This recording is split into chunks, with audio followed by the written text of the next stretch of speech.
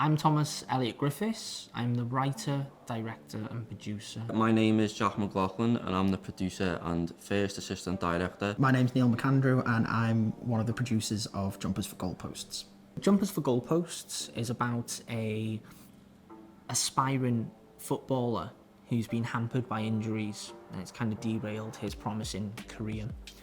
And he's waiting for a really important phone call from his partner. In this important, nerve-wracking day of his life, his day's turned upside down because his estranged father, who essentially just never came back once he went into prison, turns up at his doorstep in hopes of reconciling his relationship with his son. What drew me to the project was the idea that was about a father and son, but it was a fractured relationship.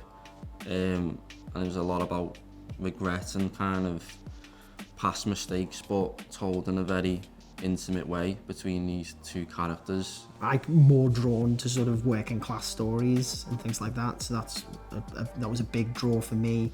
The subject matter is potentially bleak, but it's not cynical.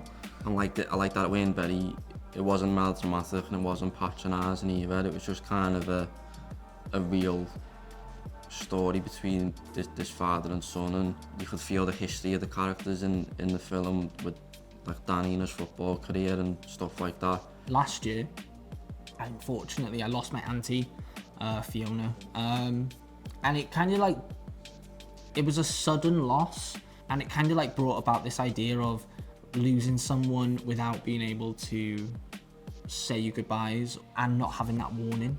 So once they're gone, and it's important to kind of fix any cracks in that relationship before it just gets taken away from you, sort of thing. I've always kind of been close with my dad, so the father-son sort of relationship has always been quite personal to me, so I thought I'd apply that with that personal relationship. Hopefully if they can relate to it personally, that would be great, whether it's their own relationship with the father or a family member, or even like not even a family member, like a lost friend or something like that. Just hope they take away like that. It makes them think after they've watched it. Like, you don't just watch it and carry on with the daily life. Like, they watch it, let it sink in and think about their own life and maybe like their own past mistakes that they might want to make amends to with someone who they may have hurt in the past or done wrong by. And I think the film's going to do that when we make it, so yeah. So this crowdfunder is going to allow us to do quite a lot of things in terms of production. First and foremost, it's going to be primarily in order to pay the wages of the people that we want on crew and cast.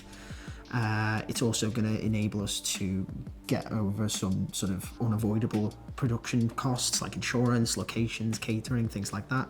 And as well, a portion of it's going to go towards submitting festivals as much as we can in order to get it to the widest possible audience. This crowdfunder is essentially so I can achieve a really good, emotional and captivating short film, but I also want to do it whilst paying my crew because they deserve to be paid for their work.